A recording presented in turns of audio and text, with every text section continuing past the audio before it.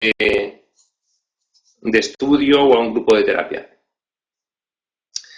Bueno, vamos a hacer una introducción. Ya recibimos la primera pregunta sobre qué es la culpa. Precisamente íbamos a hablar de eso. La culpa es un sentimiento que tenemos todos nosotros a nivel inconsciente y a nivel consciente. Este sentimiento a nivel inconsciente proviene directamente del proceso de separación.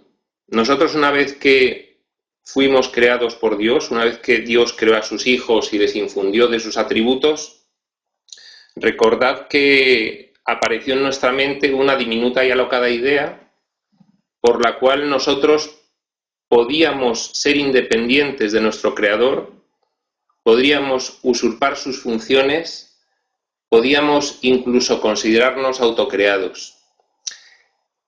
Esta idea fue tomando forma en nuestras mentes, de forma que se fue produciendo un proceso de involución en ellas y al final una parte de nuestra mente se dividió, dando lugar a la aparición del ego. ¿Por qué sucede esto? Porque nosotros le solicitamos a Dios que nos concediese algo que nos iba a dañar. Dios lógicamente no lo hizo y nosotros nos sentimos totalmente contrariados. Decidimos que queríamos ser a pesar de todo independientes, decidimos que queríamos empezar a sentir cuestiones que no eran compatibles con ese estado de comunión con Dios. Y tras esa división de nuestra mente comenzó a aparecer en nosotros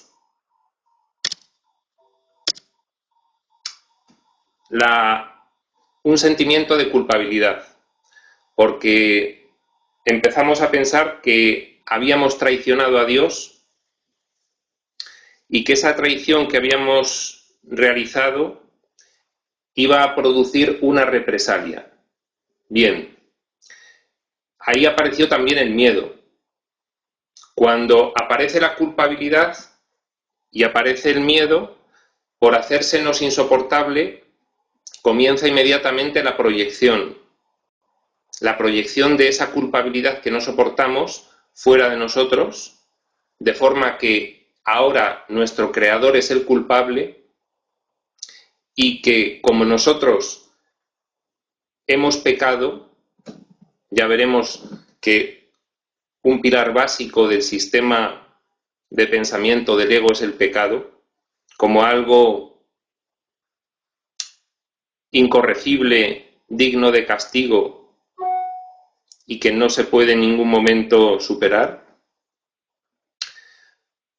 A partir de ese momento, el proceso de culpabilidad hace que empecemos a no soportarla y la proyectemos en nuestro Creador, veníamos diciendo. Una vez que la proyectamos, comienza la percepción y comienza el paradigma del ego. Comienza la creación del espacio y del tiempo, la creación del mundo de la forma y la aparición de los cuerpos como medio de identificarnos con algo que nos ratifique en la separación.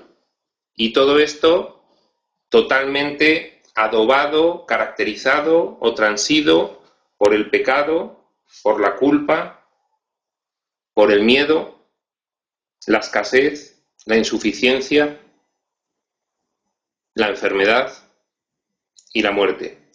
Bien, en el paradigma que establece el ego, esa parte dividida de nuestra mente, que comienza una creencia para ratificar la separación de nuestro Creador, hay un componente fundamental que es el olvido. Nosotros, cuando aparecemos identificados en un cuerpo, nos olvidamos completamente de nuestra naturaleza original y de aquello que motivó el estado en el que de repente nos encontramos. Entonces, En ese sentido es muy importante, para comprender cómo actúa la culpabilidad sobre nosotros ahora mismo, entender que hay una parte de nuestra mente que es la expresión de la creatividad del espíritu, que es nuestra mente original, que en un momento determinado se divide creando la mente egoica, que es la conciencia del ego. Esa conciencia del ego contiene muchísimos elementos inconscientes de los que nosotros ahora mismo no tenemos noticia en nuestra pequeña conciencia de vigilia. Nosotros ahora mismo funcionamos en el mundo, identificados como un cuerpo, en una pequeña conciencia de vigilia, que es la conciencia de estar despierto, desde que te levantas hasta que te acuestas. Pero nuestra mente funciona a otro nivel que para nosotros es inconsciente, que es ese nivel de la conciencia del ego, esa pequeña parte dividida de la totalidad de nuestra mente espiritual.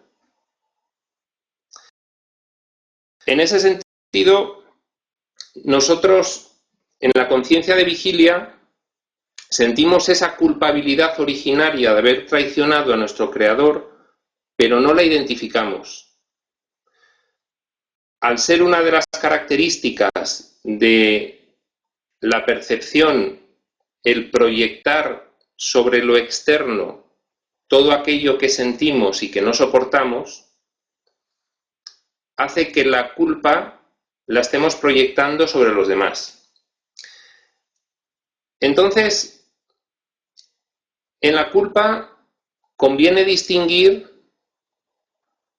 más o menos estas formas de sentirla y de utilizarla. Por un lado, podemos sentirnos nosotros mismos culpables.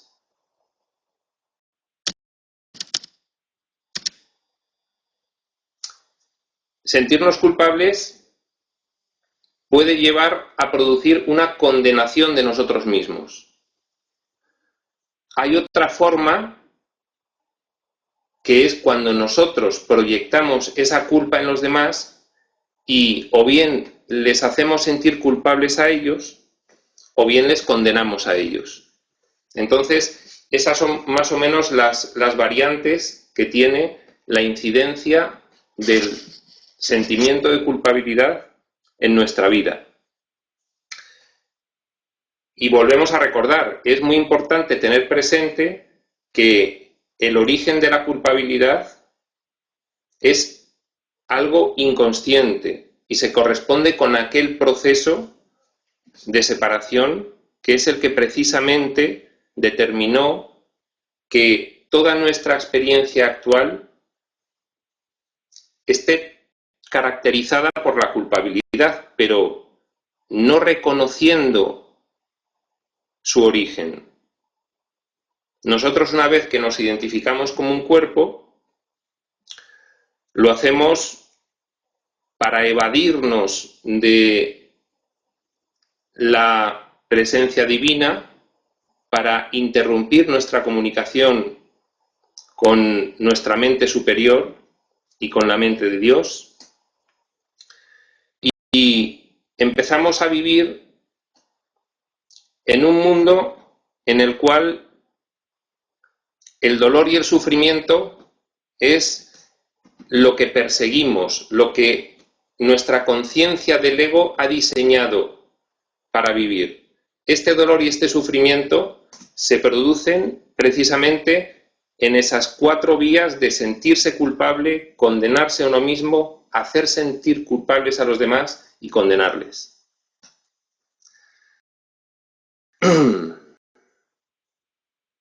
Bien, nos pregunta Marleni, ¿cómo sanar la culpa? La única forma de sanar la culpa es corregir la percepción sobre nosotros mismos, sobre lo que es el mundo y sobre los demás. Esto es una regla general. Para sanar la culpa debemos entender primeramente que nada de lo que creemos que hemos hecho es un pecado. En primer lugar, tenemos que entender que la situación en la que nos encontramos es un sueño, es una creencia.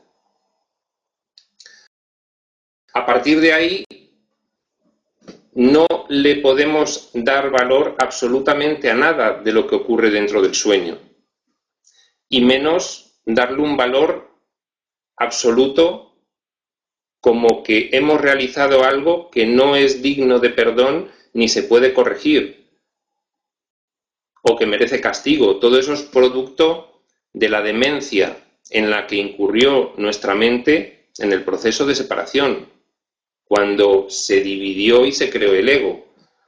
A partir de que nosotros conocemos realmente que nuestro estado original es el que ahora mismo permanece, que es la comunión con Dios, tal como Él nos creó, y que todo esto que estamos viviendo es una mera creencia, a partir de ahí podemos empezar a abandonar ese sentimiento de culpa. El curso nos dice, nos pone como una herramienta fundamental para poder deshacer este error que tenemos, la expiación. La expiación en ese sentido sería comprender todo lo que ha ocurrido, la nueva información que nos llega corrige nuestro pensamiento, eso sería el milagro, y una vez que nosotros aceptamos la producción del milagro y la corrección de nuestro pensamiento, tenemos que dar un paso más, que es entender que todo eso ha sido un error y deshacerlo y dejar de sentirnos culpables. Eso sería una forma genérica de sanar la culpa. Luego, lógicamente, hay que ver cada caso concreto por el cual uno se siente culpable o se condena o hace sentir culpable a los demás o les condena, que son las formas básicas en las que la culpa interfiere en nuestra vida, y ir viendo ya los casos concretos. Nos dice Patti que proyectamos culpa porque tenemos miedo de ser castigados, rechazados, porque no queremos hacernos responsables de nuestros actos. Bien, la culpa la proyectamos básicamente porque sentimos una culpa que no sabemos a qué obedece y que para nosotros es insoportable. Como es insoportable, decidimos proyectarla y de esa forma intentamos deshacernos de ella, aunque no lo conseguimos. La culpa la seguimos sintiendo. Lo que pasa que haciendo responsables a los demás parece que nos estamos librando de ella. No obstante, esa culpa, como sigue en nosotros y no nos hemos deshecho de ella, nos sigue generando miedo. Entonces, al hacer culpables a los demás, nosotros, por ese miedo y esa culpa que aún conservamos, aunque pensamos que la hemos sacado de nosotros, pero eso no ha ocurrido, a nivel inconsciente sigue allí, ese miedo y esa culpa hacen que sigamos buscando continuamente el castigo. Por eso, la proyección hace que nosotros apreciemos el mundo como algo absolutamente amenazador, catastrófico, donde vamos a recibir nuestro merecido a cada paso que demos. Y precisamente proyectar la culpa sobre los demás es lo que hace que temamos la represalia de los demás. Por eso, como tú dices, tenemos miedo de ser castigados, rechazados, porque no queremos hacernos responsables de nuestros actos. Bueno, efectivamente, desde el momento en el que nosotros proyectamos toda la oscuridad que tiene nuestra mente en el exterior y en los demás, estamos eludiendo una cuestión que es fundamental para poder entender qué es lo que está ocurriendo. Lo que estamos eludiendo es la propia responsabilidad de lo que ha ocurrido, no como una culpabilidad, sino como que todo lo que parece que me está ocurriendo en el mundo y que me están haciendo a mí, realmente es una cuestión que por una decisión de la parte de mi mente loca o demente, es una decisión que yo mismo tomé, el vivir este paradigma del sueño de la forma en el cual el sufrimiento, el dolor, la escasez y la privación son las características principales que van a regirla. Eso es la irresponsabilidad, ahí radica la irresponsabilidad de la proyección. Nos dice Ricardo, a ver si lo logro leer. Dolor es igual a separación, pérdida, depresión, creencia de incapacidad, ignorancia, minusvalía. Es la representación gráfica que se origina al separarse el Hijo del Padre. Pero ahora se manifiesta a través de uno separarse de lo mejor que nos podría servir. Es temor a vivir bien, porque creemos que evadir la responsabilidad es comodidad. Pues por supuesto, Ricardo, si nosotros estamos viviendo una experiencia que el ego en su locura diseñó, caracterizada por el dolor y por el sufrimiento y por la escasez y por la insuficiencia, precisamente todo eso es lo que está simbolizando continuamente la separación. Nosotros, mientras estemos en esta situación, es porque elegimos estar en esta situación.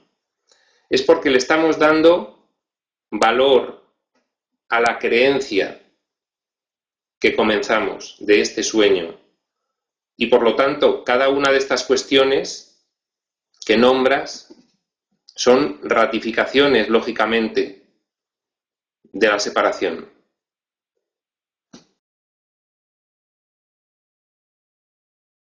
Nos dice Marlene de nuevo que la culpa causa enfermedades en el cuerpo como el cáncer. Bueno, el tema de la enfermedad es una de las cuestiones que utiliza el ego con varias finalidades. Es un tema muy interesante porque la enfermedad precisamente lo que está, por un lado, a un nivel un poco más inconsciente, es produciendo que, como nosotros mismos estamos castigando nuestro cuerpo, de esa forma, ese autocastigo va a mitigar ese ansia de represalia que nuestro creador tiene contra nosotros. Esto es una cuestión que desde aquí nos parece algo más metafísica, pero que el curso relaciona directamente con esa grandísima culpabilidad que tiene el ego por ese acto inicial de separación. De forma que la enfermedad en ese sentido sería como un proceso por el cual nosotros nos sentimos culpables por haber traicionado a Dios, esperamos una represalia directa y para evitar esa represalia enfermamos nuestro cuerpo, lo maltratamos, incurrimos en un sacrificio mediante la expiación con minúsculas, de la que nos habla el curso, y de esa forma hacemos que el castigo divino que es esperado y merecido por nuestros pecados sea menor. De hecho, en ese sentido, toda la historia de la humanidad, que se puede ver a través de la historia de las religiones, ha tenido como base fundamental el expiar el pecado y la culpa por medio del sacrificio sobre el cuerpo, sino pues pensad en cuántas han sido las religiones que ofrecían sacrificios humanos y de animales para aplacar la ira de los dioses, que nos iban a castigar merecida y justamente debido a nuestros pecados imperdonables. Por otro lado, la enfermedad es algo que utilizamos muy a menudo, muy frecuentemente, para hacer sentir culpables a los demás. Hay una forma de relacionarse en el sistema de pensamiento del ego. El curso lo define como la relación especial, por la cual nosotros buscamos relacionarnos con otra persona simplemente para obtener de ella todo aquello de lo que creemos que carecemos. Bien. ¿Cómo se plantea esta relación? Esta relación se plantea de forma que cuando nosotros nos damos cuenta que esa persona no nos puede dar todo aquello que buscábamos para completar nuestras carencias, la proyección de nuestra culpabilidad la realizamos sobre ella, la consideramos culpable, hacemos que se sienta culpable y cuando conseguimos que se sienta culpable, conseguimos un estado de cautividad de esa persona con respecto a nosotros. Aquí la enfermedad podría jugar también un papel clave en este proceso, porque nosotros podemos, como por ejemplo establece el curso en la parte destinada a el cuadro de la crucifixión, es un epígrafe que le llama así, nosotros exponemos a nuestro hermano, a la persona con la que tenemos la relación, que la enfermedad que tenemos es consecuencia directa de sus actos. Es un sacrificio por el cual tenemos que pasar debido a lo que él está realizando y que nos daña. Por eso dice el curso que en ese sentido una persona enferma es una persona egoísta que su finalidad o su propósito es hacerse sentir a los demás culpables por sus actos de todo lo que él sufre. El curso, toda esta cuestión la está mezclando también con la idea del sacrificio. Las relaciones que establece el ego se basan en el sacrificio. Esto es, yo me estoy sacrificando en mi relación contigo y por tanto te exijo a ti un sacrificio similar al mío. Si tú no te sacrificas como me estoy sacrificando yo, entonces te hago sentir culpable. De esa forma, las relaciones especiales se establecen sobre la base no del amor, sino de el obtener de la otra persona aquello de lo que crees que careces, hacer incurrir a esa persona en un sacrificio continuo para poder liberarse de la culpabilidad que tú mismo le has proyectado y de esa forma mantenerla cautiva en esa relación. Nos habla Jesús fumadores pasivos, por ejemplo. Bien, el caso del fumador es un caso paradigmático de persona que se siente culpable y que expía esa culpabilidad castigándose a sí mismo, castigando su cuerpo. En ese sentido, aquí podría haber una relación directa, efectivamente, como decía Marleni, entre la culpa y enfermedades como el cáncer. Si yo me siento culpable, yo lo que voy a intentar hacer es mitigar el merecido castigo que voy a recibir, que he proyectado y que el mundo se va a encargar de que lo reciba. Voy a mitigar ese castigo que voy a recibir mediante el autocastigo previo. Entonces, si yo me genero a mí mismo daño, me genero a mí mismo, por ejemplo, una enfermedad, entonces voy de esa forma expiando poco a poco la culpa que siento y en la creencia de mente de que recibiré, por tanto, un castigo inferior. En ese sentido, el fumador es un ejemplo de intentar expiar con sacrificio la culpa que uno siente.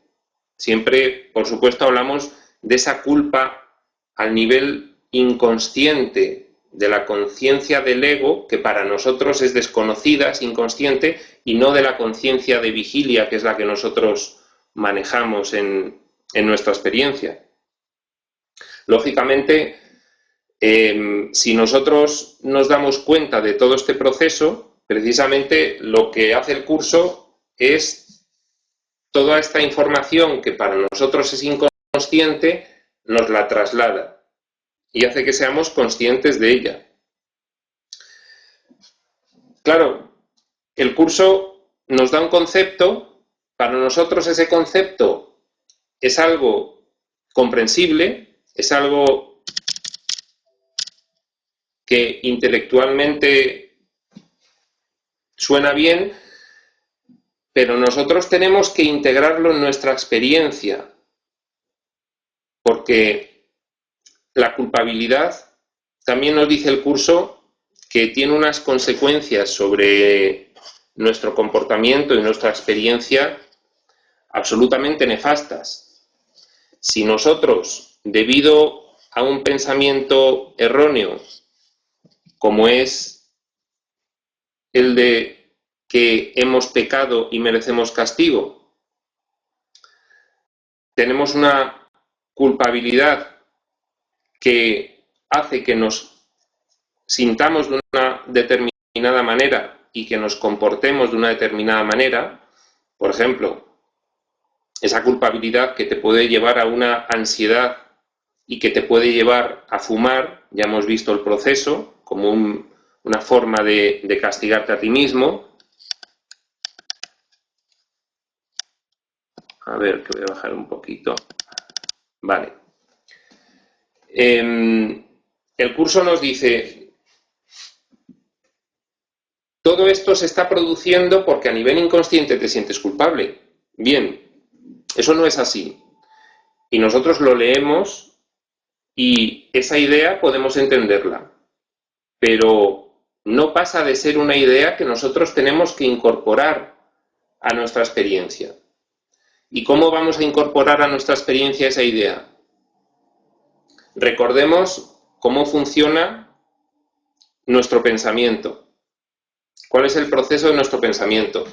Nosotros una determinada idea que elegimos, ya sabemos que podemos elegir ideas bien del sistema de pensamiento del ego o bien del sistema de pensamiento del espíritu. Es precisamente la información del curso la que nos dice cuáles son las ideas que debemos elegir del sistema de pensamiento del espíritu para sustituir las del sistema de pensamiento del ego. Por ejemplo, hemos pecado y merecemos castigo.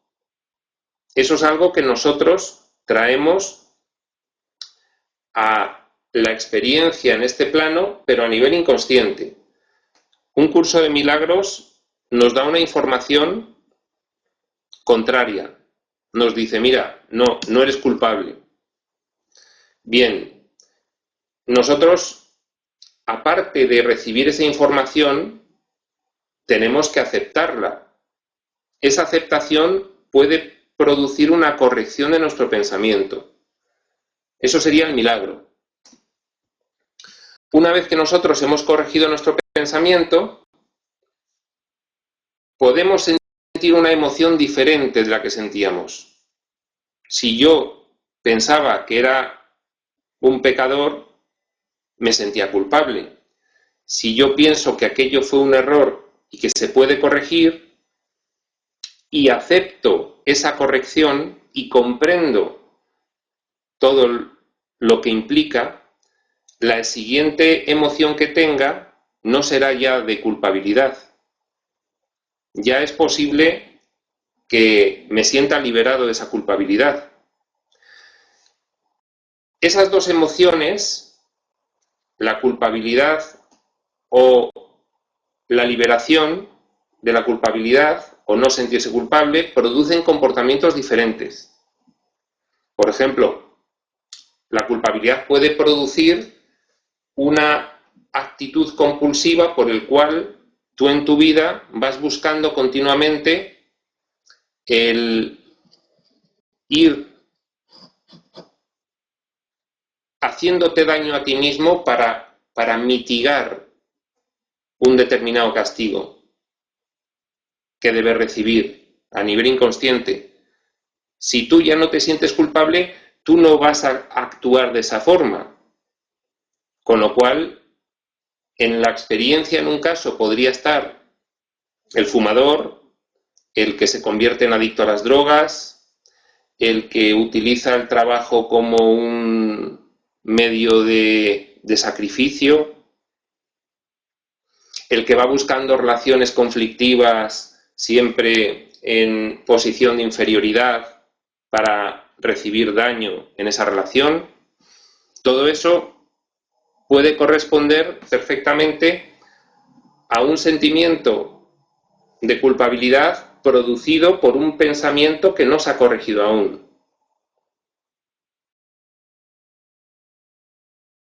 Las experiencias son diferentes. La experiencia de la persona que se siente culpable y que continuamente está realizando actos por los cuales está recibiendo castigo y está recibiendo dolor y está recibiendo sufrimiento, es una experiencia de un mundo amenazador, un mundo perjudicial, un mundo oscuro y horroroso, en el cual vivir pues es un sacrificio continuo.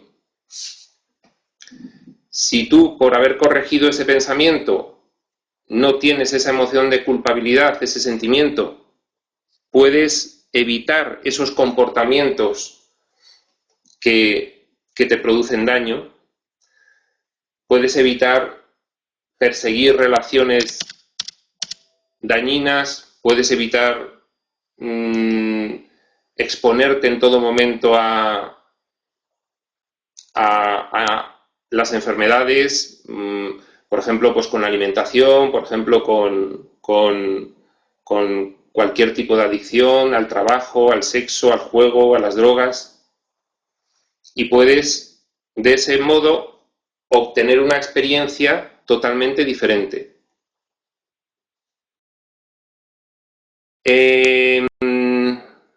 Estamos poco interactivos. A ver si empezamos a plantear alguna cuestión más de la práctica y le vamos dando más viveza a la charla. Hay una cuestión que podemos establecer para tener claro ¿Cómo incide la culpabilidad? Lo hemos comentado antes. La culpabilidad en nuestra experiencia vital incide sintiéndonos culpables, condenándonos, haciendo sentir culpables a los demás y condenando a los demás. Esta segunda parte de hacer sentir culpables a los demás y condenarles es gran parte de la caracterización de una relación especial de la que nos habla el curso. A ver, nos dice Jesús, vamos a ir contestando, ¿qué ocurre cuando la culpa se supera? Bien, cuando la culpa se supera, nosotros, digamos que hemos entendido que no somos culpables, hemos entendido que no hemos pecado, hemos entendido que todo lo que vivimos y percibimos es un sueño, es el resultado de una creencia. Hemos entendido que lo único que hay son errores, que esos errores forman parte del pasado, que el pasado no existe, y precisamente que podemos deshacer todos esos errores comprendiendo todo este proceso y aceptándolo, aceptando que no somos culpables y que todo ha sido un sueño. Ahí es cuando tú tienes ese concepto que es el que te da el curso, pero no basta con eso, sino que tienes que empezar a llevar a la experiencia de tu vida diaria esos cambios de pensamiento que te van a ir produciendo emociones diferentes de la culpa y que luego te llevarán a diferentes formas de actuar, a diferentes comportamientos, y toda esa experiencia acumulada va a ser precisamente la que elimine definitivamente la culpabilidad. Porque si nosotros simplemente lo entendemos, pero en esa fragmentación de múltiples niveles, de múltiples formas que caracteriza esta experiencia, no vamos llevando a cada una de ellas ese nuevo concepto, no vamos eligiendo ese nuevo pensamiento corrector en vez del antiguo, para nosotros todo esto se quedará como un mero concepto intelectual, pero no lograremos superar el sentimiento de culpa, porque también eso exige que vayamos aplicándolo en la práctica para poder obtener la experiencia diferenciadora, esa experiencia que implica no haber actuado bajo el sentimiento de culpa. Y de esa forma es cuando la culpa puede sanar.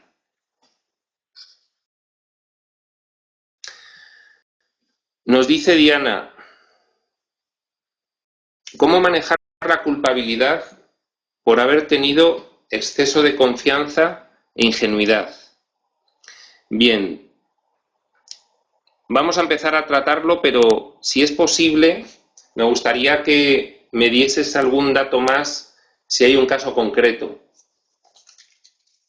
En principio, el exceso de confianza y la ingenuidad es algo que se percibe de diferente forma en función del estado mental que tengamos.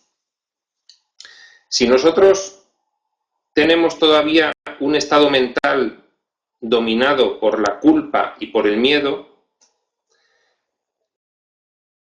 tenemos una actitud defensiva ante lo que nos puede ocurrir en la vida y en ningún momento mostramos confianza. en ningún momento somos ingenuos. Desconfiamos de todo y de todos, y si alguna vez tenemos algo de confianza, siempre es con un miedo importante a ser defraudados, a que nos engañen o a que finalmente obtengamos un resultado perjudicial. En ese sentido, este estado mental es el que está determinando por la proyección de ese miedo el que nosotros finalmente vayamos a encontrar ese resultado perjudicial por haber confiado o por haber sido ingenuos. Porque finalmente nosotros nos estamos encontrando con todo aquello que tenemos previamente en nuestra mente, que como consecuencia de la proyección vamos a manifestarlo en nuestra experiencia. Es decir, la mera expresión, un exceso de confianza e ingenuidad, nos está demostrando que nosotros en la mente pensamos que no se puede confiar y que no se puede tener una actitud inocente.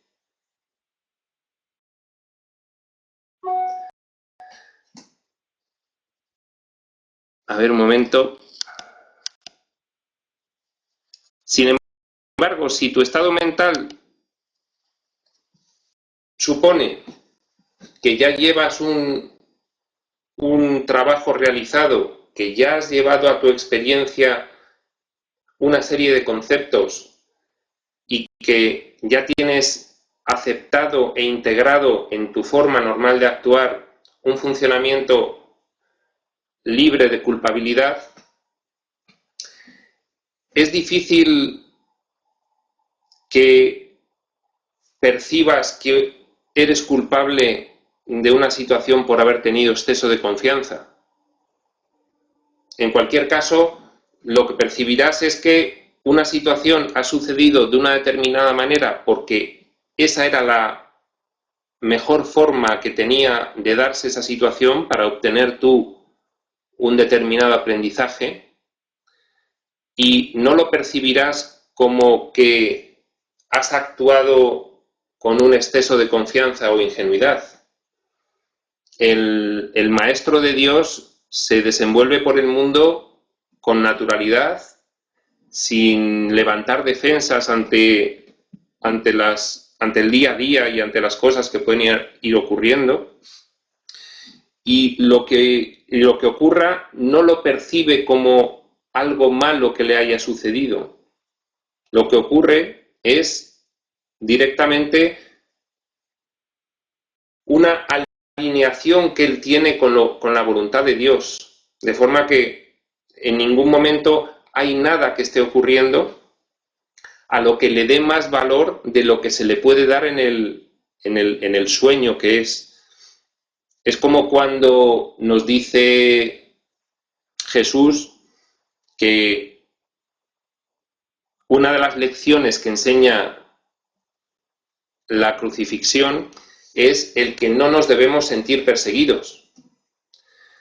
Si ante las cosas que ocurren sentimos que somos víctimas, que somos damnificados y que lo que nos ha ocurrido es malo, sí podemos sentirnos culpables por haber actuado con un exceso de confianza e ingenuidad, pero realmente en un estado mental en el que se ha integrado el hecho de que no somos culpables, no cabe esta situación. Dice Juana: ¿quieres decir que cuando me siento agredida por los otros es porque me siento culpable de algo y me castigo a través de la agresión de los demás? Bien, aquí podemos hilar un poco lo que le hemos dicho a Diana con lo que estás planteando tú ahora mismo. Cuando tú te sientes agredida por otros, precisamente le estás dando valor a lo que no es real.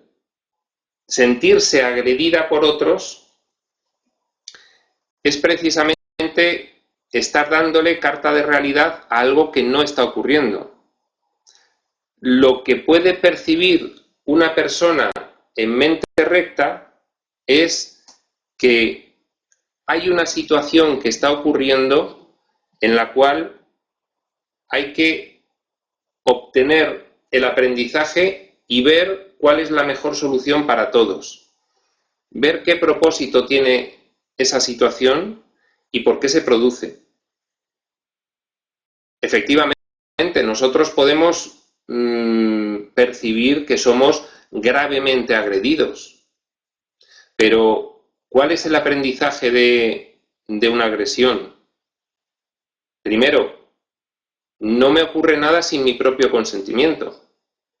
Es decir, soy responsable, como dice el curso, soy responsable de lo que veo, elijo los sentimientos que experimento y decido el objetivo que quiero alcanzar. Y todo cuanto me sucede, yo mismo lo he pedido y se me concede tal como lo pedí. Bueno, esto es una cita literal que establece la asunción de responsabilidad, que es fundamental.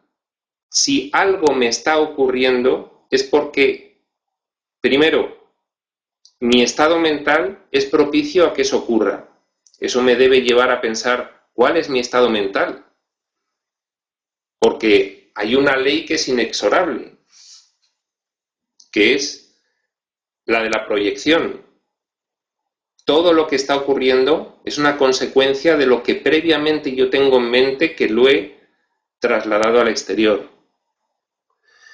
Si además de sentirme agredido no he tenido la oportunidad de hacer esta reflexión, lógicamente es posible que me sienta culpable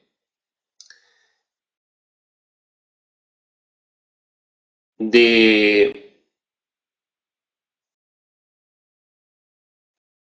la proyección que he realizado de esa culpa. Estoy obteniendo un castigo merecido de ella. Bien, en ese sentido, esa previa reflexión que hemos hecho es lo que eliminaría la culpabilidad. Y en ese sentido no habría que proyectarla. Y por lo tanto, cuando tú no te sientes ya culpable por esa previa reflexión y no la tienes que proyectar, es cuando no se produce ese castigo esperado. Ya no está tu mente inconsciente proyectando que tienes que recibir un castigo porque te sientes culpable. Si te está sucediendo, es consecuencia de que eso ha ocurrido. Si una vez que te ha sucedido y ha ocurrido, tienes esa reflexión y empiezas a llevar a las pequeñas cuestiones de la experiencia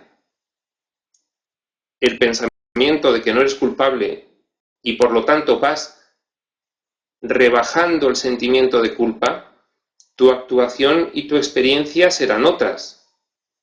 Se transformará tu experiencia completamente. Y ya lo que te ocurra no lo percibirás como un castigo.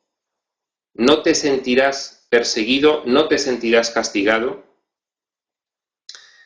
Y de hecho, literalmente establece el curso que esas agresiones no ocurrirán porque no estarán ya en tu mente esas agresiones. No estará en tu mente que debes recibir un castigo. Con lo cual, no habrá esa posibilidad en tu experiencia, porque no se podrá proyectar de tu mente.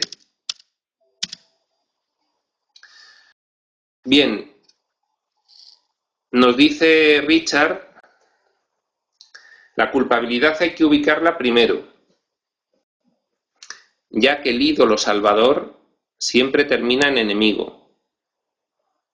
Pero la necesidad de ídolo tiene una motivación subyacente.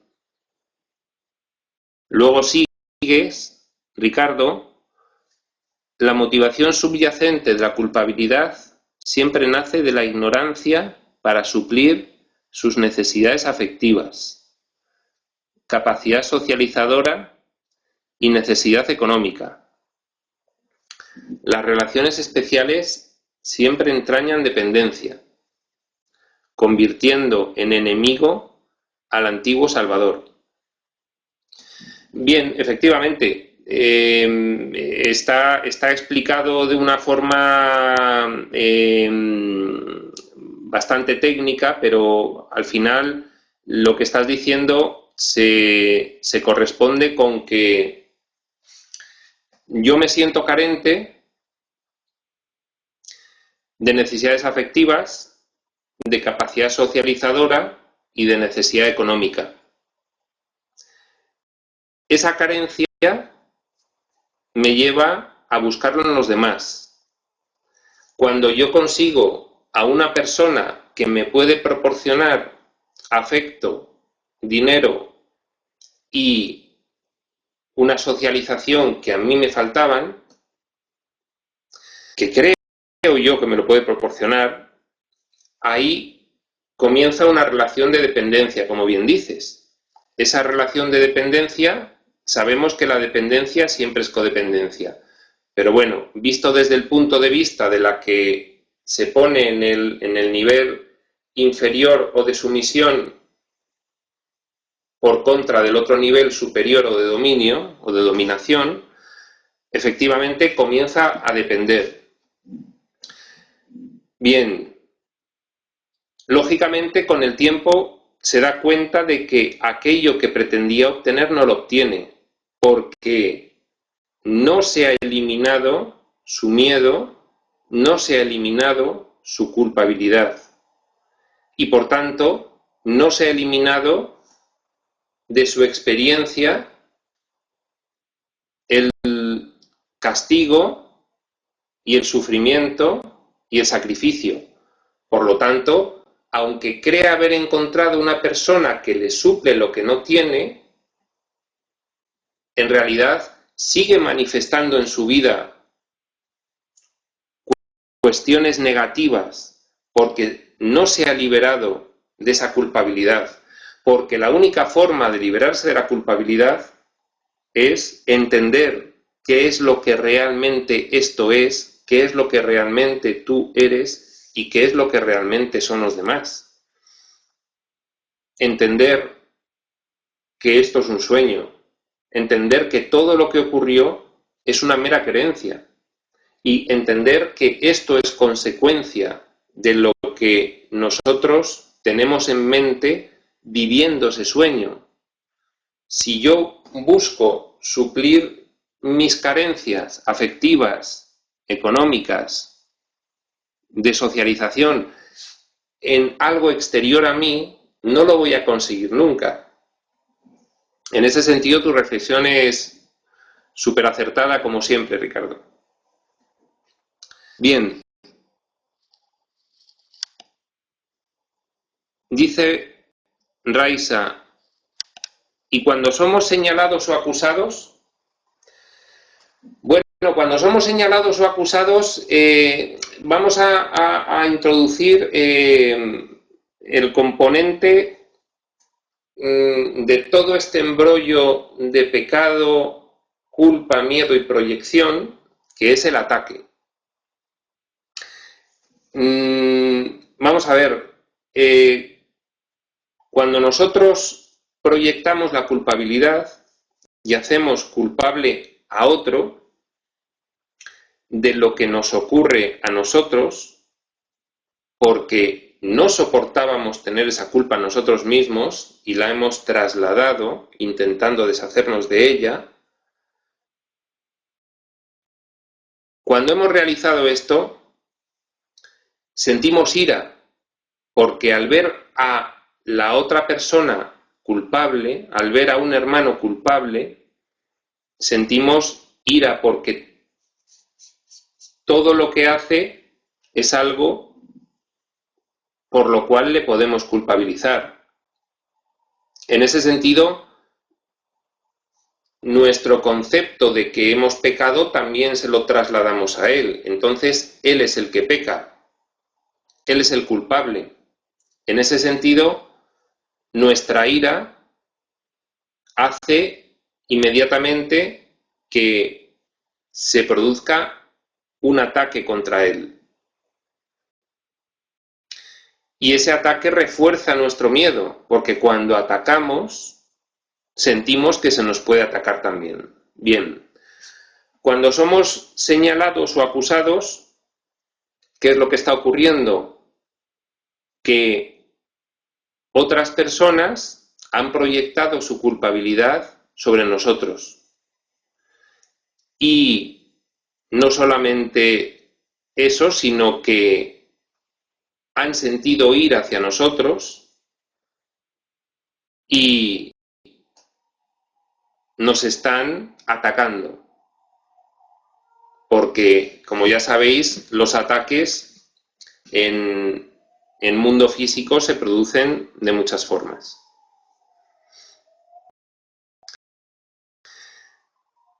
Nos dice Ricardo, el víctima-victimario se intercala en las relaciones especiales.